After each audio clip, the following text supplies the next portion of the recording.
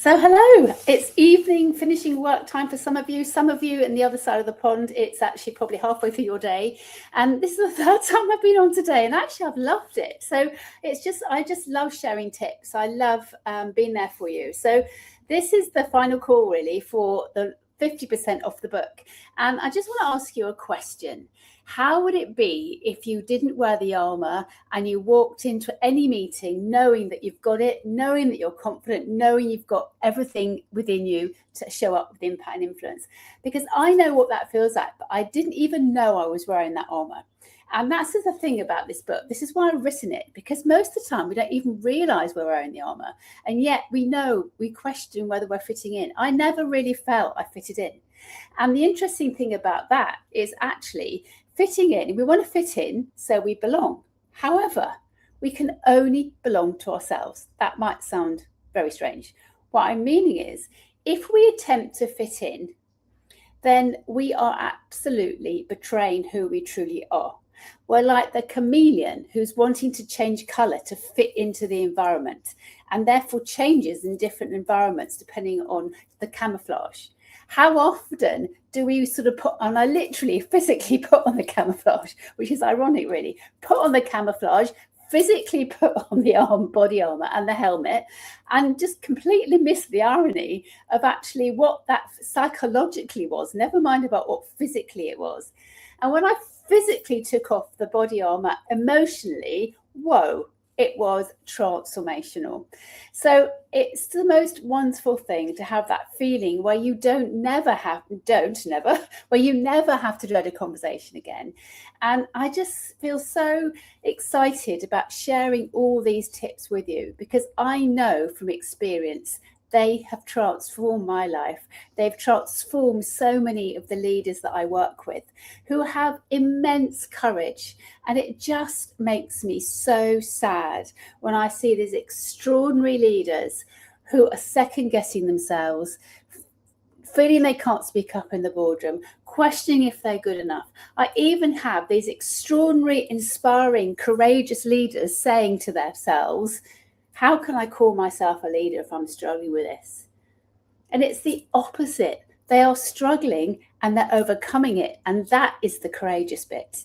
So when we're in the middle of it all and we think, I'm not good enough, I'm not this, I'm not that, that's when it shows your resilience. It's not batting the resilience off. It's when you're in it, you're in the middle of the Bay of Biscay, your boat is being turned over, you're wondering if you're going to drown. And it's trusting yourself that you will come through it. It's having the confidence to know that you will get through whatever it takes. And so just a little story to explain this. 2 years ago, I was climbing Snowdon. Now, I'd been in the Himalayas. Actually, ironically, I got caught in avalanche in the Himalayas. I've had a few lives in my life, but I was caught in avalanche in the Himalayas. That's a whole other story for another day.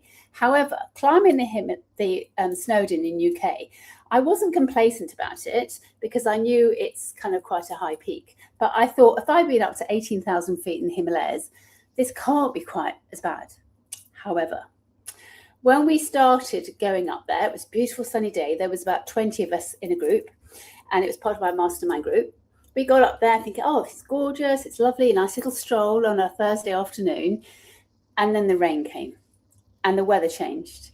And suddenly we had horizontal rain, 50-mile-an-hour winds. The train that takes tourists up to the top was cancelled. And we found ourselves on this mountain thinking, oh, this is not what we were expecting. Although we were prepared, like always. We had layers and layers and layers of waterproofs and all those stuff. So where we had them in our rucksack thinking we were not going to need it, every single thing in our rucksack was on. So at least it made our rucksack lighter. And then I slipped.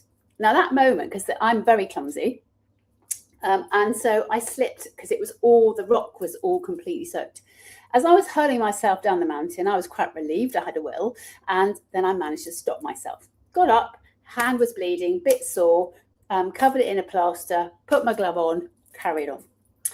And at that moment I thought, well, I've had quite a few lives in my life with avalanches and coups and war zones. Maybe this is the moment for me to say, time's up. Maybe I need to call back. But I didn't, because I knew I would feel terrible if I'd given in.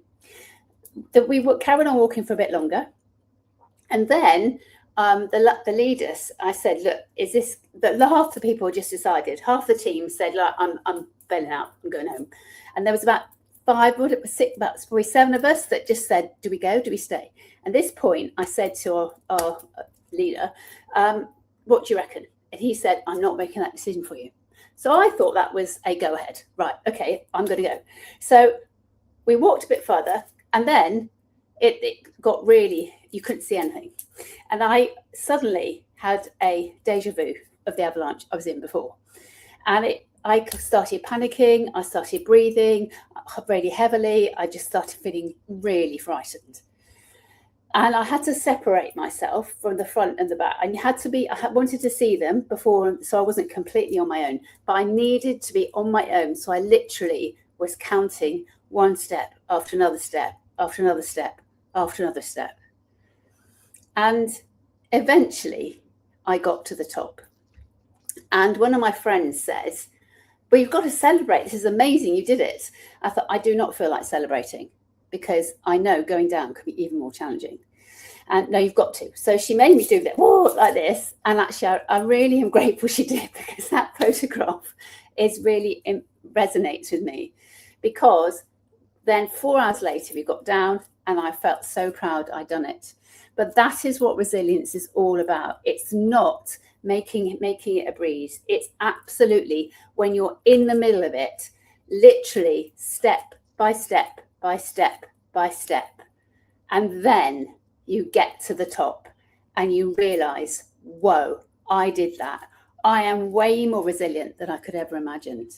So that's my message for you. And this is why I'm so proud of this book, because I share so many tips within it that you can put in place immediately. It's not one of this I was in academia. It's not one of these academic books that's all the theory, but actually doesn't really tell you very much. Every chapter is full of loads of practical tips that you can do right now, and that can start the journey of that transformation. So looking forward to seeing you tomorrow. I'll be back on tomorrow. I love doing these lives, and I love sharing tips. And so what I would love you to do, it would be great if you want to buy it before it goes full price tomorrow. That would be the world to me, but only obviously if you want to do it. So I'm here for you no matter what. And it's a joy to be here with you tonight. So have a good evening. And in UK, it's Pancake Day. So enjoy your pancakes if you're having pancakes. It's also Kung E Fat Choi, which is Chinese New Year. And it's the year of the horse, which is very auspicious. So wishing you a good evening and a good rest of the day. And I'll speak to you tomorrow. Take care. Bye.